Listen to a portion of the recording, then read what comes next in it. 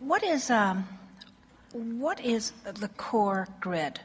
I mean, the word grid doesn't resonate with me, but we know it's attractive. The reason that we use the word grid is because we are wanting to find a way of amplifying for you your understanding that you do have a point of attraction. But most people don't want to think about their point of attraction until it's fleshed in with the details that they want.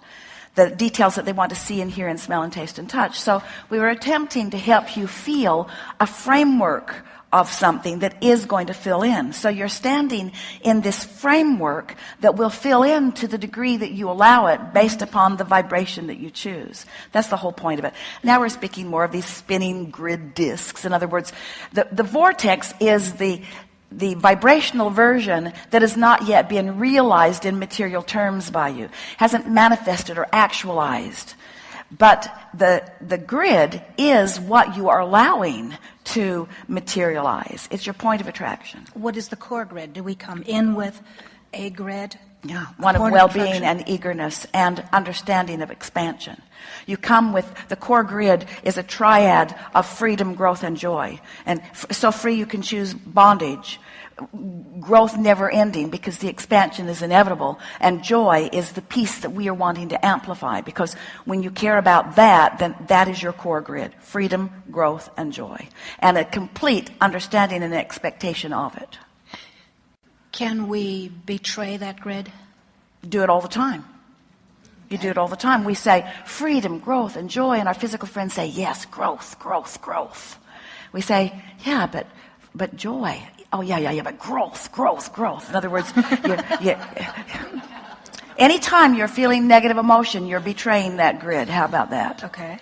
Anytime you feel any negative emotion, you're not in sync with who you really are and what you intended when you got here. But you see, the core grid isn't something that you came with only. It's something that you came with and has been expanding through what you've been living. So we want to talk about this core vortex even more than we do the core grid at first. We want you to understand this evolving, expanding, evolving vortex, the evolution of all things in that vortex. But then you got to understand, in order to do step 3, you got to understand that you have to now establish deliberately a relationship with that core vortex. And that's why we're talking about your point of attraction. You see, the only reason that you can even ever feel negative emotion is because you have the potential of 2 vantage points: who you really are and what you really know, and who you're letting yourself be right here and now. And so you might say, we like the terminology that you're presenting here. You might say, in fact, we would like to say, in fact, we're going to say, eventually, that awareness of what you're doing with your grid in relationship to your vortex, your awareness of the emotions that you are feeling, is everything that matters.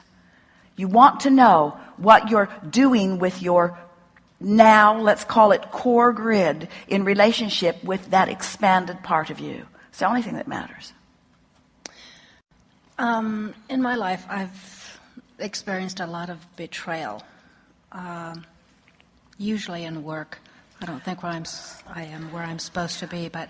We're going to interrupt, and we are going to contradict you. Oh. Well, we won't contradict you. We're just going to clarify. Okay. Betrayal in the way that humans mean it doesn't exist, because it's just people hopping on the disc that you've provided. Exactly. I know that they're not betraying you, they're honoring your vibrational frequency. Exactly. Yeah, exactly.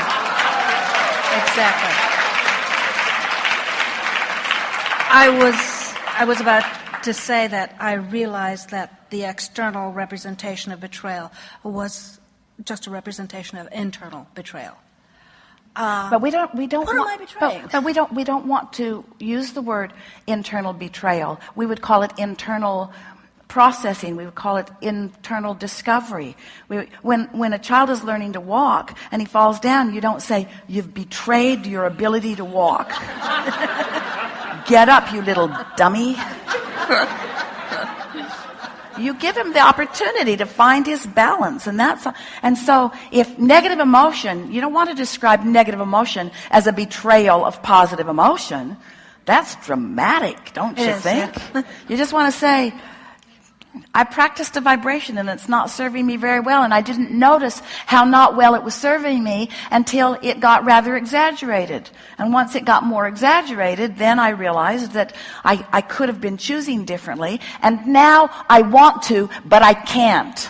And that's what makes you want to call it big words like betrayal, because you want to, but you can't because momentum's got you here.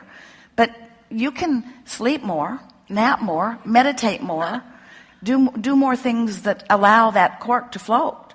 And soon that self-imposed betrayal will lift from you.